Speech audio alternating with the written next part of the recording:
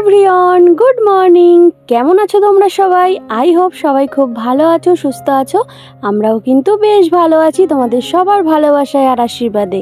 YouTube create family চ্যানেলে তোমাদের সকলকে জানাই অনেক অনেক ভালোবাসা আর ওয়েলকাম। আজকে হচ্ছে বৃহস্পতিবার, ঘড়ির কাঁটায় এখন বাজে ঠিক 7:30। 7:30টার অ্যালার্ম বাজার সাথে সাথেই কিন্তু ঘুম থেকে উঠে পড়েছি। আর ঘুম থেকে উঠেছি সাথে সাথে দেখি পাপাও উঠে বসে আছে। কি সমস্যা? পাপার কানের মধ্যে ঢুকেছে হচ্ছে পিঁমড়ে। আর সেই পিঁমড়ে তাড়ানোর জন্যই আমার ঘুমটা এত তাড়াতাড়ি ভেঙে গেল। নয়তো এই বর্ষায় ঠান্ডা ঠান্ডা ওয়েদারে ভাবছিলাম যে আর একটুখানি আমি ঘুমিয়ে নেব। তো যাই হোক, উঠে যখন গেছি বিছানাটা সবার আগে গুছিয়ে নিলাম। সকাল সকাল যদি বিছানাটা গুছিয়ে নেওয়া হয় না, তাহলে দেখবে সমস্ত কাজ করতে বেশ ভালোই লাগে। আর ঘরের বিছানাটা অগোছালো থাকলে না, একদমই কোনো কাজে মন লাগে না, কোনো কাজ ঠিকঠাকভাবে করতে ইচ্ছা করে না। তো বিছানা গুছিয়ে এবার ঘরটা ঝেড়ে নিচ্ছি। কারণ হচ্ছে তোমার এই যে জানলার পাশে না একটু ঝুল হয়েছিল, সেগুলো একটু ঝেড়ে নিলাম। আর জানলার মধ্যে জানো আজকে কতটা পিঁমড়ে উঠেছিল। ওই যে তখন বললাম না পাপানের কানের মধ্যে পিঁমড়ে ঢুকেছে। বিছানা কালকে রাতে ঝেড়েই শুয়েছি, পুরো বেডশিটটাকে তুলে ভালো করে ঝেড়ে বিছানা করে শুয়েছি। তারপরেও আবার নতুন করে বিছানার মধ্যে পিঁমড়ে এসেছে। পুরো এক ঝাঁক পিঁমড়ে এসেছিল, তোমাদেরকে তো দেখাতে পারিনি। তো সেগুলো আমি কি করেছি, একটা জুতো, মানে ভালো জুতো, নতুন জুতো ছিল ওটা ঘরে, ওই জুতোটার তলা দিয়ে আমি ওটাকে ভালো করে পিষে সব কটাকে মেরে দিয়েছি। হয়তো এই বিষ পিঁমড়ে এগুলো পুরো লাল লাল মতন ছোট ছোট পিঁমড়ে, আর কামড়ালে এত জ্বালা করছে না কি বলবো।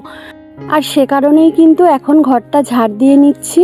ঘরটা ঝাড় দিয়ে নিয়ে তারপরে সোজা চলে যাব কিচেনে গিয়ে কি রান্না হচ্ছে না হচ্ছে সেগুলো বসাবো, শুরু করব। তো চলো তোমরা ভিডিওটা কন্টিনিউ করো। হাত মুখ ধুয়ে ফ্রেশ হয়ে চলে এসেছি সোজা কিচেনে। আর কিচেনে এসে ভাত বসিয়ে দিয়েছি, এদিকে ডাল বসিয়ে দিয়েছিলাম। তো ডালটা আমার প্রায় অনেকটাই সেদ্ধ হয়ে গেছে। তো ডালের কাঁটা দিয়ে ডালটাকে একটু ঘুটে দিচ্ছি, যাতে ডালের কোনো ছিবড়ে না থাকে, একদম পুরো মানে ডালটা একদম সুন্দর গলে যায় আর কি, সেই কারণে। তো চলো আমি রান্নাটা করে নিই। আর এইদিকে ভাজা হচ্ছে তোমার আলু দিয়ে বরবটি দিয়ে ভাজা হচ্ছে ডালের সাথে খাওয়ার জন্যে। তো আমার ভাজাটাও কমপ্লিট হয়ে গেছে, তো সেটাকে নামিয়ে নিচ্ছি। আর এখনও স্নান টান করা হয়নি, আজকে স্নানটা মানে লেট করেই করছি। ভাবলাম যে আজকে রান্নাটা আগে করে নিই, তারপরে স্নান করে, বৃহস্পতিবার তো আজকে, তো বৃহস্পতিবারের পুজোটা দিতে হবে, সেই জন্যে আগে রান্নাটা করে নিয়েছি। এবারে স্নান টান করে শুদ্ধ হয়ে একবারে ঠাকুরের পুজোটা আজকে দেবো। এদিকে কি রান্না হয়েছে চলো সেটা তোমাদেরকে একটাবার দেখিয়ে নিই। এটা তো তোমাদের একটু আগেই দেখিয়েছি, এই ভাজাটা নামালাম আমি, বরবটি আলু ভাজা। আর এই দিকটা হচ্ছে মুসুরির ডাল রান্না হয়েছে, তবে এর মধ্যে পেঁয়াজ দেওয়া আছে, নিরামিষ না। আমরা শনি মঙ্গলবার দুদিন নিরামিষ খাই, তো সেই কারণে আবার বৃহস্পতিবার নিরামিষ, অনেক দিন নিরামিষ খেতে পারবো না গো, এই জন্য আর কি আজকের দিনে আর নিরামিষ করলাম না। এদিকে আমি স্নান টান করে সোজা চলে এসেছি ঠাকুরের পুজো দেব।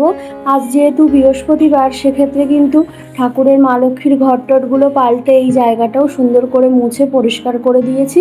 আর আরোহী দৌড়ে গিয়ে ফুল তুলে নিয়ে এসেছে। আর আজকে জানো তো লাল ফুল জবা ফুল একটাও পাইনি, তো সেক্ষেত্রে এইদিকে সাদা ফুলগুলো এনেছিল। তো সাদা ফুলগুলো দিয়েই আজকে মায়ের পায়ে বা ঠাকুরের পায়ে নিবেদন করেছি। তো চলো ঠাকুরের পুজোটা আমি দিয়ে নিই। আর তোমরা কিন্তু ভিডিওটা স্কিপ না করেই দেখতে থাকো, আমি একটু মন ভরে আজকে মায়ের পুজোটা দিয়ে নিই।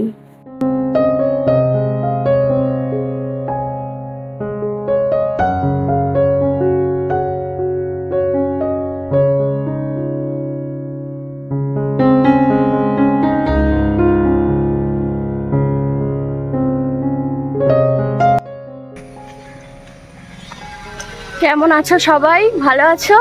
আমিও বেশ ভালো আছি। এখন যাচ্ছি ডিউটিতে।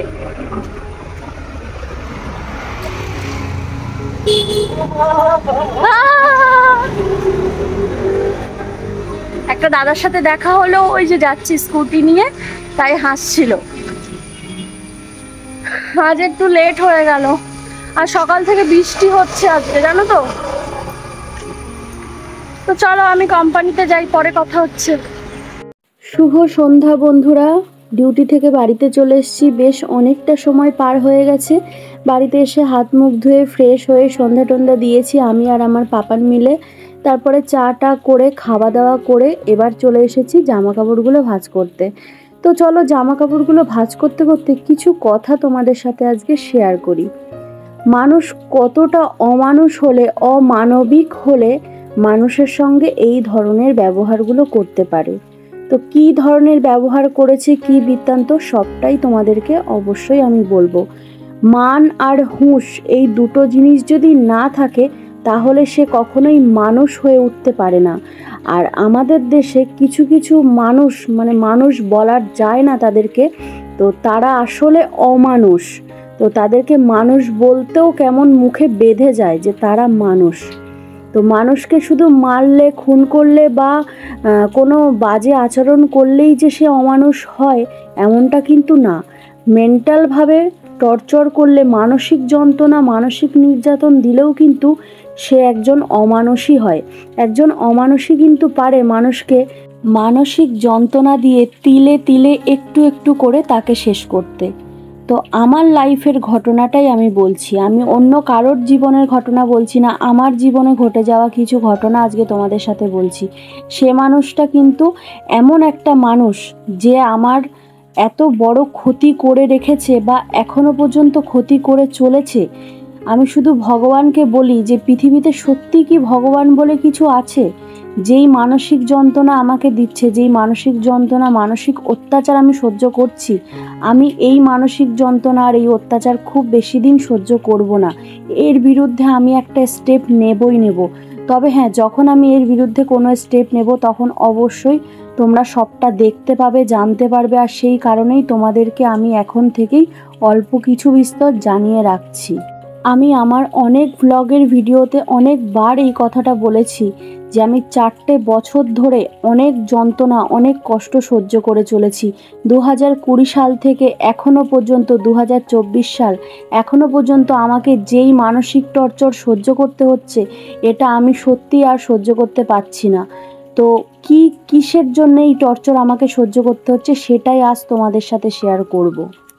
তোমরাই আমাকে বলো, মানুষের উপকার করা কি পাপ? মানুষের ভালোর জন্য ভালো কিছু করা কি অন্যায়?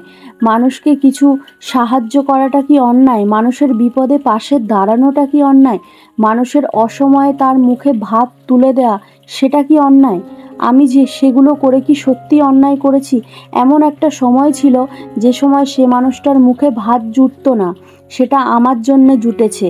আমি জানি কাউকে খাইয়ে কখনো খোটা দিতে নেই, কিন্তু পরিস্থিতি বাধ্য করায় এই সমস্ত মানুষদের ব্যবহার দেখে বাধ্য হয়ে আজকে কথাগুলো বলছি আমি তোমাদেরকে। এতদিন আমি বলেছি তোমাদের কিছু বলবো। 4টে বছর আমি কি নরক যন্ত্রণা সহ্য করছি আমি আর আমার বাবা, আমার মা, তো সেগুলো তোমাদেরকে বলবো, কিন্তু তোমাদের সাথে বলতে পারিনি। তবে আজকে আমি অনেকটাই তোমাদের সাথে শেয়ার করব।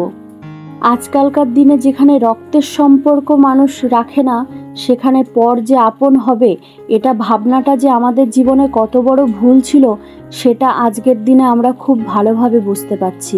সো কল আমার বাবার পাতানো ছেলে আমার বাবাকে পুরো ভাসিয়ে দিয়ে গেছে, আর সাথে সাথে আমাকেও ভাসিয়ে দিয়ে গেছে।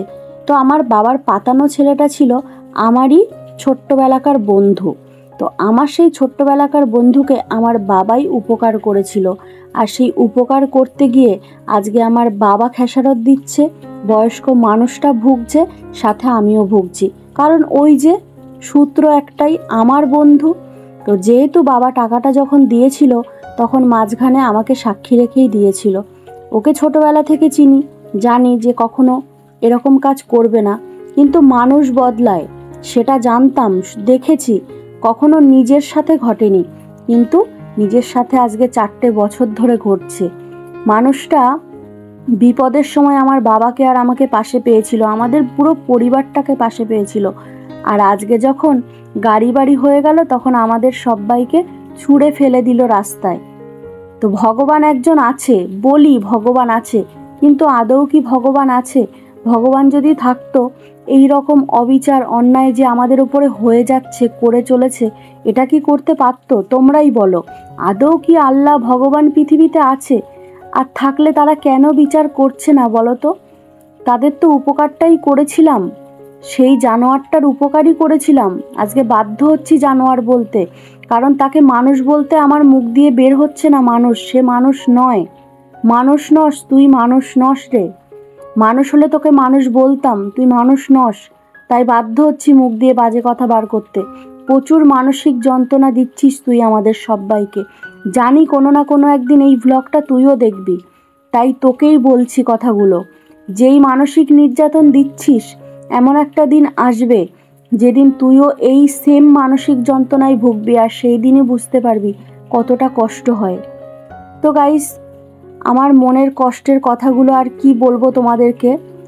উপকার করা হয়েছিল অনেকগুলো টাকা, একটা দুটো টাকা নয়, অনেকগুলো টাকা দিয়ে তার জীবনটাকে, তার লাইফটাকে একটু ভালো রাখার জন্য, যাতে সে একটু ভালোভাবে বাঁচতে পারে। উপকার করেছিল আমার বাবা। আমার বাবাকে বলেছিল, কাকু আমাকে একটু সাহায্য করেন, আমাকে একটু হেল্প করেন। তো যাই হোক, তার বিনিময়ে যেটা আমরা পেলাম সেটা তো বুঝতেই পারছি কি পেয়েছি। তো আজকের ভিডিওতে আর সবটা শেয়ার করতে পারলাম না, অবশ্যই নেক্সট আরেকটা ভিডিও আসবে এটার, আগামীকালের ভিডিওতে সবটা তোমাদেরকে জানাবো। তো চলো, আজকের ভ্লগটা এই পর্যন্তই। যদি ভালো লাগে লাইক কমেন্ট শেয়ার করো, আর যদি নতুন হয়ে থাকো চ্যানেলে তাহলে অবশ্যই চ্যানেলটাকে সাবস্ক্রাইব করে পাশে থাকার অনুরোধ করছি। আর অনেক কষ্ট করে ভিডিওগুলো করি জানো তো, অনেক খারাপ পরিস্থিতিতে পড়ে আজকে আমাকে সংসার, কোম্পানি প্লাস ইউটিউব এত কিছু সামলাতে হচ্ছে। তোমাদের দাদাভাই নেই, তার মধ্যে দিয়েও কিন্তু আমি ব্লগ করা বন্ধ করিনি, কন্টিনিউ করে যাচ্ছি একজন কন্টেন্ট ক্রিয়েটার হিসেবে। নিজেকে সেটাই ভাবছি, কন্টেন্ট ক্রিয়েটার। জানি না আমি কোনো ক্রিয়েটার নই, সেটাও আমি জানি, তবুও চেষ্টা করে যাচ্ছি। তো সবাই ভালো থেকো, সুস্থ থেকো, বাই।